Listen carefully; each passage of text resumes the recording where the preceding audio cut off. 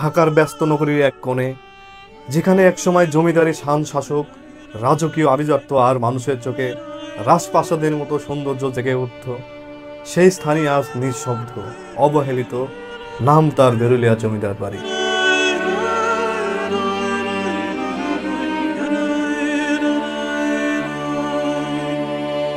স্থানীয়দের অনেক গল্প আছে এই বাড়ি ঘিরে। কেউ বলে রাতে বাড়ির ভিতর থেকে অদ্ভুত শব্দ শোনা যায়, কেউ আবার দাবি করেন এখানে প্রহরী আত্মা পাহারা দেয়। তবে এসব গল্পের বাইরেও সত্য হলো এই বাড়ি একসময় বাংলার ইতিহাসের এক গর্বিত সাক্ষী ছিল। বেরুলিয়া জমিদার বাড়ি থেকে শুভেচ্ছা জানাচ্ছি আমি হাসান আলী। দর্শক, আমরা ঢাকা থেকে এসেছি সাভার উপজেলার বেরুলিয়া গ্রামে, সেই বেরুলিয়া রাজবাড়ির সামনে। স্থানীয় মতে এই জমিদার বাড়ি হরিচরণ রায় চৌধুরী এবং তার পূর্বপুরুষরা এই অঞ্চল শাসন করেছেন। তার এই প্রাসাদের সামনে আসি, ঘুরে ঘুরে দেখাবো এই জমিদার বাড়ির নানা রকম অজানা কাহিনীগুলোই এই ভিডিওতে ফুটিয়ে তোলার চেষ্টা করব।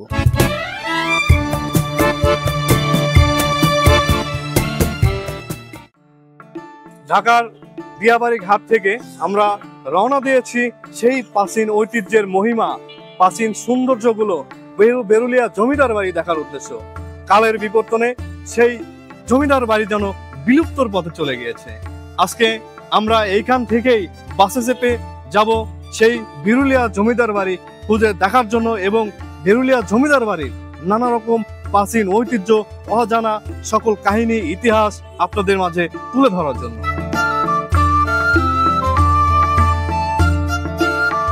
ঢাকার হারানো জমিদার বাড়ি দেখতে সকাল সকাল বাসে চেপে রওনা দিয়েছি সেই জমিদার বাড়ির উদ্দেশ্যে।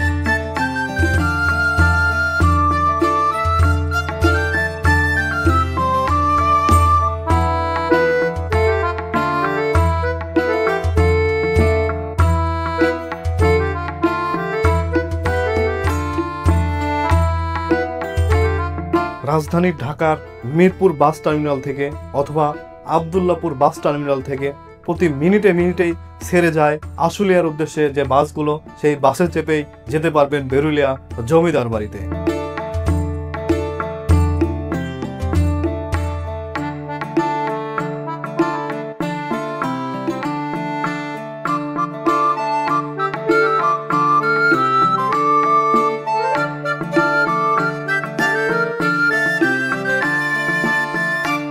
আমরা সরাসরি বাস থেকে বেরুলিয়া ব্রিজে নামলাম। এই ব্রিজ থেকেই তার পাশে গ্রামটি হলো সেই ঐতিহ্যের স্থাপনা বেরুলিয়া জমিদার বাড়ি। আমার সাথে যাচ্ছে এখানকারই এক ছোট ভাই। ছোট ভাইয়ের নাম তামিম। বাসে আস্তে আস্তেই যার সাথে পরিচয় হলো, তা আমরা ছোট ভাইকে নিয়েই হেঁটে হেঁটে যাচ্ছি সেই জমিদার বাড়ি দেখার উদ্দেশ্যে, যেখানে রয়েছে প্রাচীন ঐতিহ্যের মহিমা এবং নানা রকম প্রাচীন স্থাপনাগুলো এই বেরুলিয়া গ্রামে প্রতিটি পরতে পরতে যেন সাজিয়ে রাখা হয়েছে।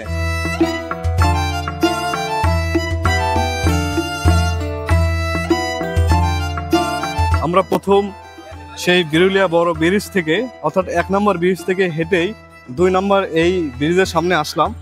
এখান থেকেই বেরুলিয়া জমিদার বাড়ি যাইতে পায়ে হেঁটে 3 থেকে 4 মিনিট লাগে। তবে এখানে এসে আমি যেমনটি দেখতে পাচ্ছি চারিদিকে যে কাশ ফুলের যে সৌন্দর্য দেখে আসলে মুগ্ধ হয়ে যাচ্ছি। এখানকারই এক ছোট ভাই আছে। আচ্ছা ভাই, এখানে এই কাশ বনগুলো বা এই কাশফুলগুলো দেখতে কেমন দর্শনার্থী আসে? এদিকে তো অনেক মানুষ আসে দেখার জন্য, ঘুরতে লেগা। জমিদার বাড়িতে অনেক মানুষ আসে। আচ্ছা, এই মানে এই স্থানগুলোতে আসলে সকালের দিকে বেশি দর্শনার্থী আসে নাকি বিকালের দিকে? এটা বিকালের দিকে বেশি হয়। সবাই তো এই কাশবন দেখার জন্য শরীর থেকে ঘোরাফেরা করে না? এদিকে তো মিরপুরের সাইডে তো এদিকে অনেক মানুষ মানে এদিকে আসে ঘুরতে লেগে, যে মেলা আছে মানে জমিদার বাড়ি তো যায়। আচ্ছা আচ্ছা, তো আমরা যাচ্ছি সেই জমিদার বাড়িতেই। এই ছোট্ট ব্রিজ দিয়ে যেতে হবে। এখান থেকে প্রায় 5 থেকে 6 মিনিট সময় লাগবে হেঁটে যেতে। তো এই রাস্তাটা খারাপ হওয়ার কারণে আসলে এই দিক দিয়ে সেভাবে রিক্সা চলাচল করে না, যদিও তারপরেও মাঝে মধ্যে 2-1টি করে ব্যাটারি চালিত রিক্সাগুলো এই রাস্তা দিয়ে যায়। তো আমরা যাচ্ছি সেই জমিদার বাড়িতে। সরাসরি সেই জমিদার বাড়িতে গিয়েই আপনাদের সাথে কথা হবে এবং তুলে ধরবো সেই জমিদার বাড়ির প্রাচীন ঐতিহ্যের নানা রকম অজানা গল্প।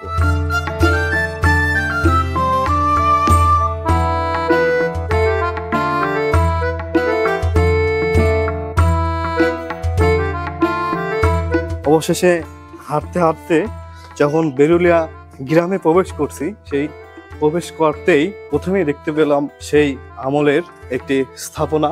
জানি না আসলে এই ভবনটি কি জন্য স্থাপন করা হয়েছিল, এই ভবনটি আসলে এখানে কিভাবে স্থাপন হলো, সেই সকল বিষয়গুলো আমরা জানার চেষ্টা করব। তবে সর্বপ্রথম আমরা যাব সেই মূল যে ফটক, জমিদার বাড়ির যে মূল ফটক, সেই মূল ফটকের দিকেই আমরা ধীরে ধীরে আগাচ্ছি।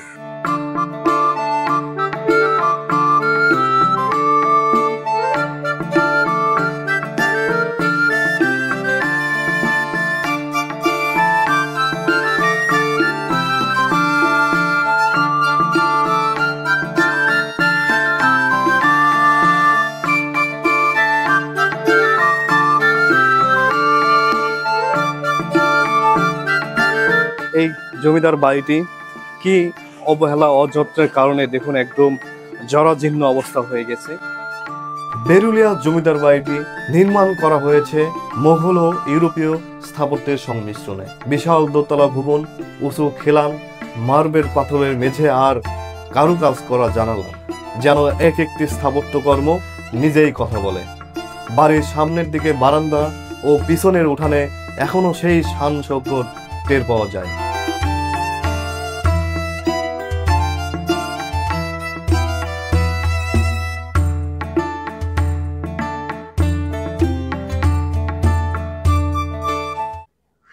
এই জমিদার বাড়ির এই সেই ঘাট, যেখানে একসময় লঞ্চ, স্টিমার, নানা রকম ব্যবসা বাণিজ্যের জন্য যে নৌপথে যেগুলো ব্যবহার হতো, ঠিক এই ঘাটে এসেই থাকতো। কারণ এই জমিদারের যে প্রধান আয়ের উৎস ছিল, সেটাই হলো তাদের নৌপথে ব্যবসা, এবং এই অঞ্চলের ট্যাক্স বা করের টাকায় তিনি তার জমিদারিত্ব করতেন। ঠিক তার ঘাট থেকে সামনে এগোতেই তার ঘাটের সাথেই সেই জমিদার বাড়ির হাম্মাম খানা ছিল এটা, আর এটা ছিল তাদের রান্নার ঘর। রান্নার ঘরের অপর পাশেই হলো অন্ধের মহল, এবং এটাই হলো সেই জমিদার বাড়ির মূল ফটক। আমরা ধীরে ধীরে আগাবো এবং জমিদার বাড়ির যে মূল ফটক এবং উপরতলায় কি অবস্থায় পড়ে আছে আসলে সেইগুলোই দেখার চেষ্টা করব। তবে এখানে প্রত্যেকটি ভবন আসলে জরাজীর্ণ অবস্থায় আছে। এখানে বসবাস করছে কিছু পরিবারও দেখতে পেলাম। আমরা ধীরে ধীরে আগাবো এবং উপরে ওঠার চেষ্টা করবো। ভাই, উপরে ওঠা যাবে?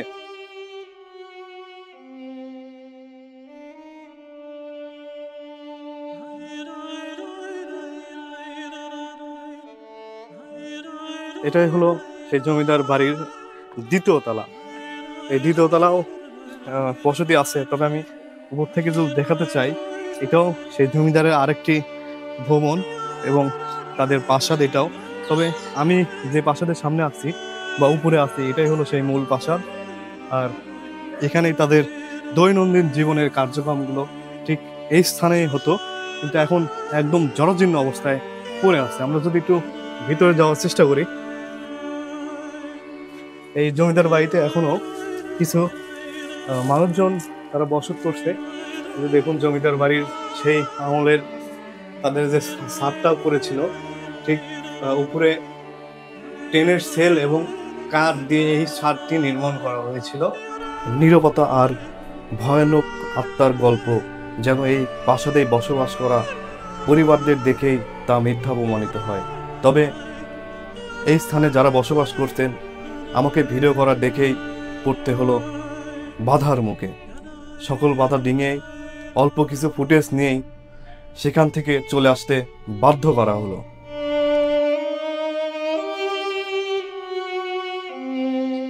তবে এখানে এসে আমি যেমনটি দেখতে পাচ্ছি যে বসতি যারা এখানে স্থাপন করেছে, ওনারা আসলে আমার ক্যামেরা নিয়ে এখানে ক্যামেরা ওপেন করতে দিচ্ছে না এবং ভিতরে প্রবেশ করতেও দিচ্ছে না। তারপরেও একটু গোপনীয়ভাবে চেষ্টা করছি যে এই স্থাপনাগুলো তুলে ধরার, কারণ এগুলো কালের বিবর্তনে এখন যে বসবাসগুলো হচ্ছে, তারা যেন এই ভবনটাকে একদম নিস্তেজ করে দিচ্ছে, এবং যে তাদের রক্ষণাবেক্ষণ যে দায়িত্ব ছিল আসলে সেইগুলো না থাকার কারণে এই ভবনগুলো ভেঙে ভেঙে যাচ্ছে।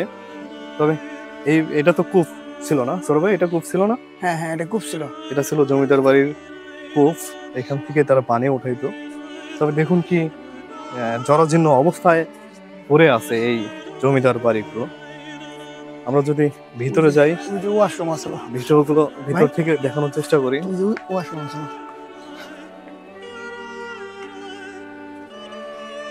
দেখুন কি ভয়ানক ভাবে এখনো পড়ে আছে। তবে লোকমুখে শুনেছিলাম এখানে নাকি রাত হলে একটা নিঝুম শব্দ এই জমিদার বাড়ি থেকে আসে।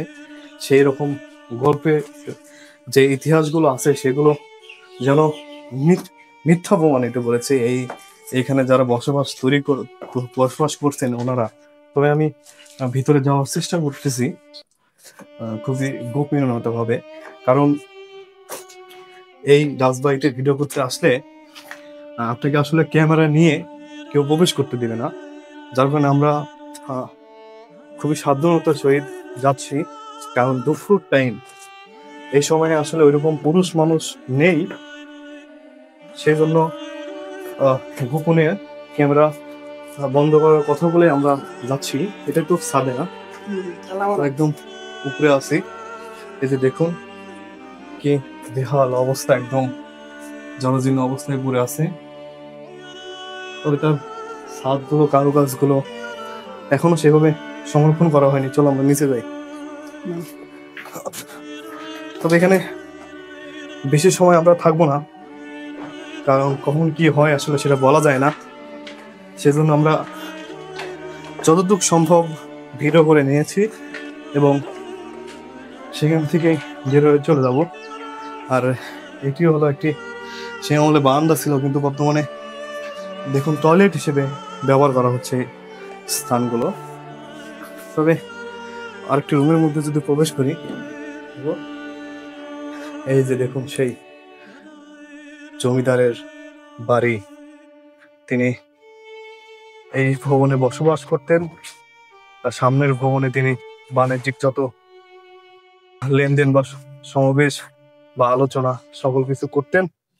এবং এই জমিদারের আসলে তিনি একদিক থেকে খুবই ভালো ছিলেন। তিনি সবসময় আনন্দ মুখর পরিবেশে থাকতেন এবং হিন্দু ধর্মীয় যত উৎসবগুলো আছে সেই সময় এই অঞ্চলে যারা বসবাস করতেন তাদের সেই উৎসবগুলোই যেন তাদের মূল প্রাণ আনন্দের, সেই ধারায় অব্যাহত রেখেছিলেন এই জমিদার। বর্তমানে আসলে এটা দখল হয়ে গিয়েছে। দেখার চেষ্টা করি, এটা একটা কার ছবি, বলতে পারি না শিওর কার ছবি। দেখুন ভবনগুলো কি জরাজীর্ণ অবস্থায় আছে। হয়তো এই স্থানটি যদি সরকারিভাবে কোনো ব্যবস্থা নেওয়া হয় তাহলে হয়তো এই জমিদার বাড়িটি খুবই ভালোভাবে সংরক্ষণ করে রাখা যাবে। তবে আমরা বেশি দেরি করবো না, কারণ এখানে আসলে সেভাবে ভিডিও তারা করতে দেয় না, যার কারণে চলে যেতে হচ্ছে।